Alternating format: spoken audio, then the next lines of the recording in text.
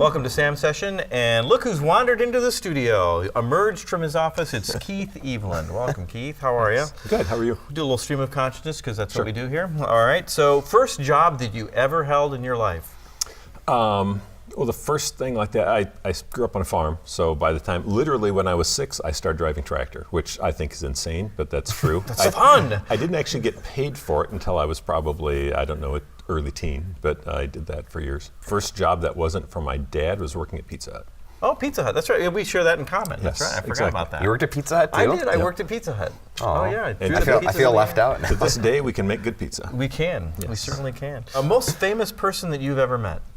Well, 2. If you're from Minnesota, I met Bud Grant. I got to have a conversation cool. with him, which That'd is be pretty cool.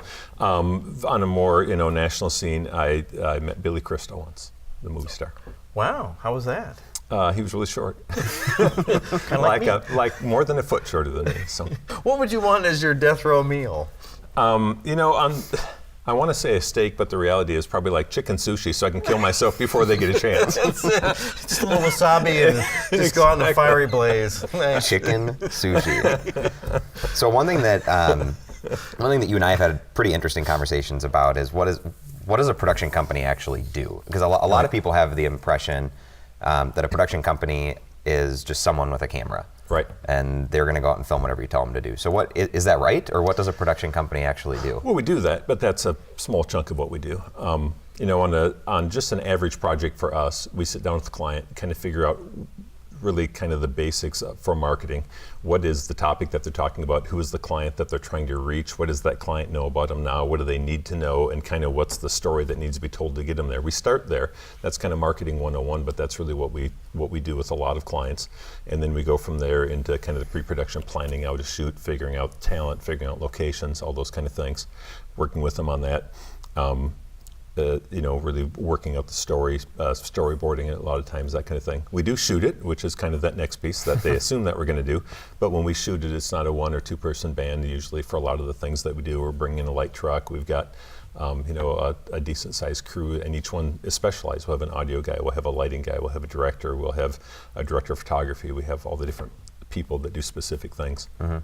And then coming out of that, we load and sort all the footage and then go through and do an edit. We acquire music and whatnot, and actually even in the shoot process, we get permits for all the places that we shoot. We get releases from all the people who are in it, anyone that you can recognize their face, that kind of thing. Mm-hmm. But then on the music side, we buy the music instead of just stealing it. You have to buy the music? Exactly, you got to pay for everything. There's legal things, apparently. Exactly. So there's a lot more to it. My job as a producer, and honestly, all of those things are my job. So making sure that all of those pieces, that we have the right people in place, so that all of those T's are crossed and I's are dotted. Every one of those things are part of my job. So what do you think are the biggest, or maybe not the biggest, but some of the most common pitfalls or challenges that a company trying to make a video for whatever it is, TV or their website, what are some of the biggest challenges that they run into, or things that maybe they don't know that they don't know? Well, a lot of them, the first ones, they probably use music that they don't have any license to, or they go out and they buy a 1-year license for something that's going to be in their website for 5 years, and years 2 through 5, they're using it illegally, and if someone comes after them, they're in trouble. They use imagery, or they take a video off of YouTube or something like that they have absolutely no right to use, and they use it anyway. They go to a Vikings football game and shoot footage and put it on their website. You can't do that. That's against the law. Stuff like that. It's just infringement. That's the biggest thing that they do. Probably the second biggest thing that a lot of them do is they just take stuff that doesn't really speak well to their customers. When you and I were just answering that previous question about what do we do, it's who are you speaking to, what do you need to tell them, that kind of thing. And if you notice, all those questions are about the customer. They're not about us. They're about the customer. Who's the customer? What do they know now? What do they need to know? What journey do they need to take to get from where they are now to what they need to know? And the messaging is the same way. It all has to really face at the customer. And a really common, fairly entry-level mistake in marketing is saying, hey, look at us, we have this product and we really like it and we think it's great, and you're not speaking to your customer at all, you're just talking about you. And that's great if you're going to show it at a board meeting. It's horrible if you're showing it to a group of of your customers. Not the most effective. Right. Well, the reality is that the customers really don't care about your company. Exactly, they don't. Until you give them a reason to care, and you get them to care when you authentically convince them that you really care about them. Right. If I have a product and I design that specifically for a group of people who I know have whatever it is that they're struggling with, and that can be their lawn isn't growing fast enough, or they need a medical device, or whatever. It can be across any spectrum, but when you have a clientele that really have a need, and you have gone out and identified their need, and you're working hard to try to solve that need for them, and you communicate to them, I have something that's going to make your life better. It's, marketing is really simple. It's that idea of they have $10 in their pocket, and you have a product, and you convince them that they want your product more than they want the $10 in your pocket. That's just kind of marketing 101. And if you do that well, it's about them, and it's about them wanting to have that product in their hands more than they want the money in their pocket. Yeah, because often they have a problem and they're trying to figure out how to solve it, and Right. then bingo, your message comes along and And it solves it. and it helps solve it, and Yep. then therefore it creates a sale. So, okay, someone comes in and goes, Keith, I want to make a video. What's the first thing that goes through your head? Honestly, a lot of people that come to us and say, I want to make a video, I have about 3 questions that immediately come to my head. Do you have a budget to make a video? Do you know who you're making the video for?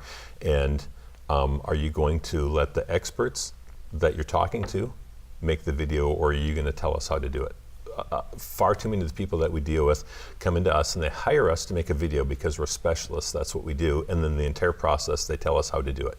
It's like hiring a contractor to make a house and not letting him make any of the decisions on how to make the house, and you end up with something that you go, man, this house really isn't very good, and the contractor says, yeah, you're right, this isn't very Right. good because you didn't let me do my job. Sadly, that's kind of across our spectrum. We're not the only company that struggles with that. I'm friends with a lot of the people who own video companies in town, and you hear that all the time. The company hires them for a lot of money and then doesn't let them do what they paid them to do. Do you feel like most of the time today there are realistic or unrealistic expectations in regards to what it costs to create whatever it is that somebody wants to create? Oh, very unrealistic. Everyone wants a Super Bowl commercial and they want to pay $5,000 for it, which is That's not what only it costs. which is only 3 zeros short of what they cost. Right. So yeah, I mean, Super Bowl commercial costs millions of dollars to produce. What they see from concept to not the airtime, but concept to completion for the commercial itself. And people come in and they have a couple $1,000 or 5,000 or even 10,000, and they want something of that quality, and it's just not going to happen. Yeah, the reality is that the per minute screen time for a commercial is about the same as it is for, if not more, as the per minute per screen time for Pixar or Marvel movie or whatever. Exactly. So. Yep. And people think, well, just make it cheaper. That's like saying, I have $5,000 and I want a Mercedes, just make it cheaper. You can only do so much with the amount of time that you have. You can buy a car for $5,000, go. but it's not a Mercedes. Exactly. Here's your Mercedes. Exactly. You get a pen. Yeah, exactly. It's a nice pen, though. It's a very nice pen. Yeah. So you've worked with, quite a few big companies on quite a few big projects.